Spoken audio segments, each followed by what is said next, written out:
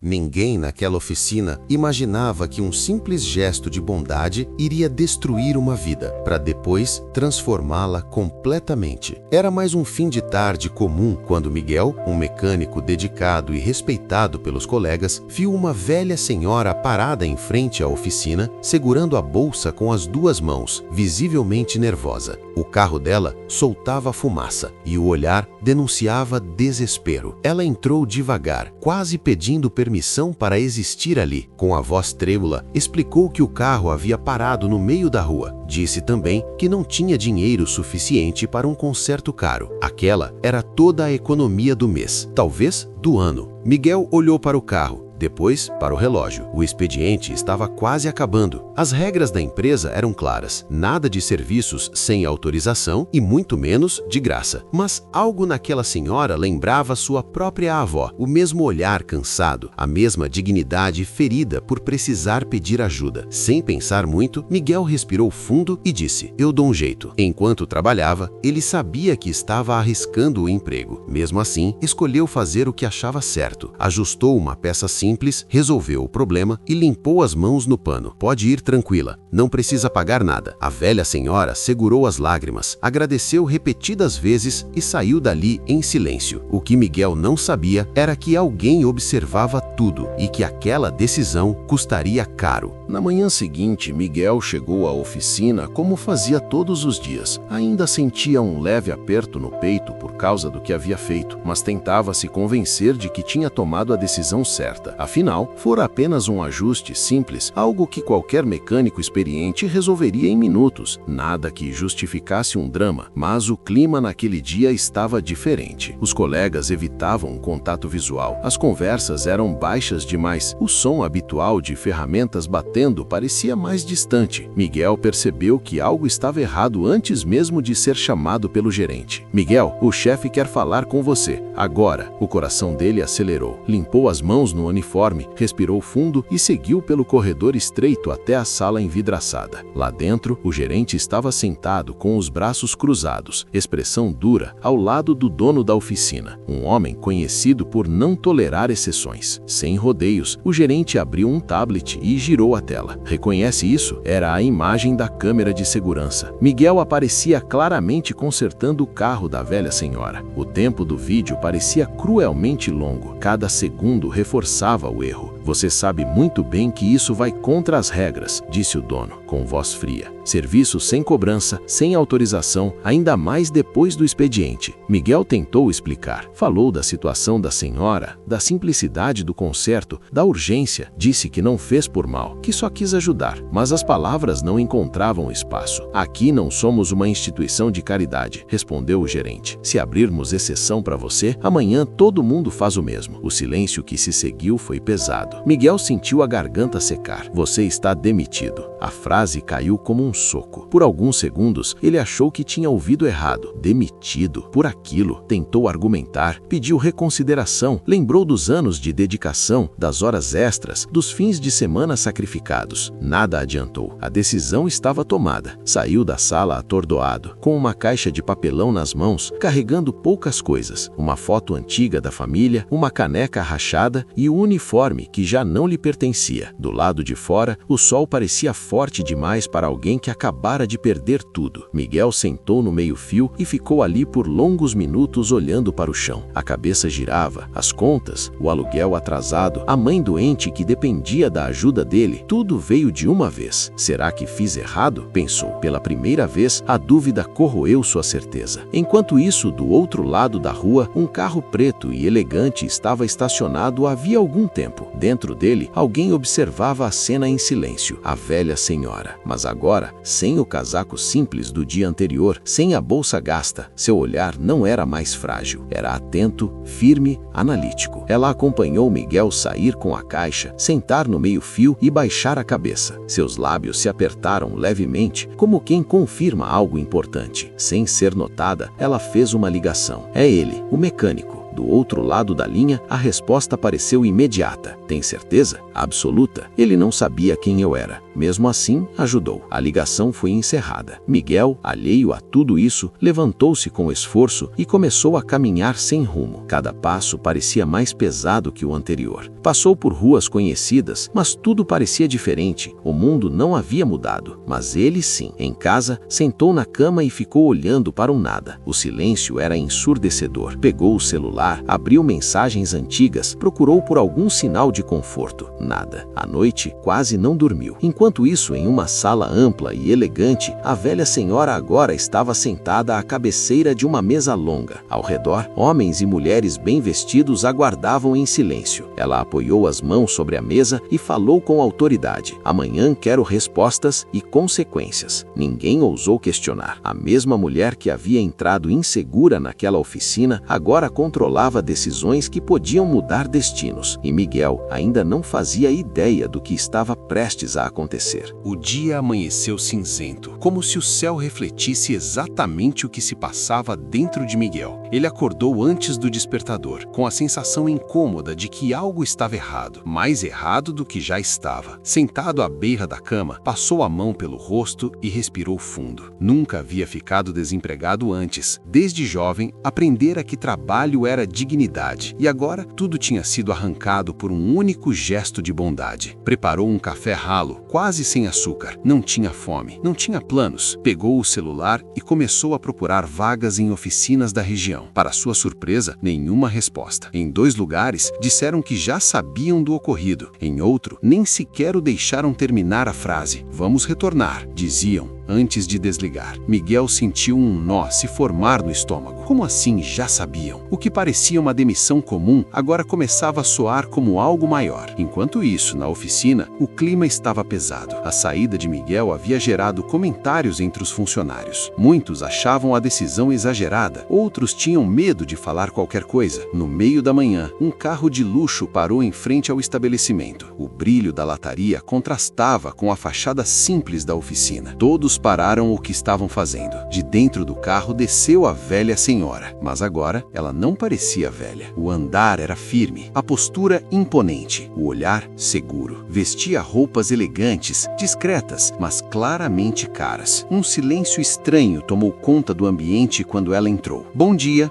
disse com voz calma. Gostaria de falar com o responsável. O gerente apareceu rapidamente, tentando esconder o nervosismo. Pois não, senhora. Em que posso ajudar? Ela olhou ao redor, observando cada detalhe. As ferramentas, os funcionários, as câmeras no teto. Ontem estive aqui, começou. Tive um problema com meu carro. O gerente assentiu, desconfortável. Sim, lembro. O mecânico que a atendeu não faz mais parte da empresa. Eu sei, respondeu ela. Foi por causa de mim, não foi? O gerente hesitou. Aquela pergunta o pegou desprevenido. Ele descumpriu regras internas, disse, tentando soar profissional. A mulher se aproximou um pouco mais. Ele consertou meu carro sem cobrar nada porque achou que eu não tinha como pagar. Ele não me conhecia, não sabia quem eu era. O gerente engoliu seco. E mesmo assim foi demitido, correto? O dono da oficina apareceu naquele momento, atraído pelo clima tenso. Ao ver a mulher, seu rosto perdeu a cor. Ele a reconheceu. Senhora Helena, murmurou, quase num sussurro. O silêncio se tornou absoluto. Alguns funcionários se entreolharam, confusos. O nome não significava nada para eles, mas para o dono da oficina significava tudo. Helena Martins, fundadora de um dos maiores grupos automotivos do país, dona de concessionárias, fábricas e centros de distribuição.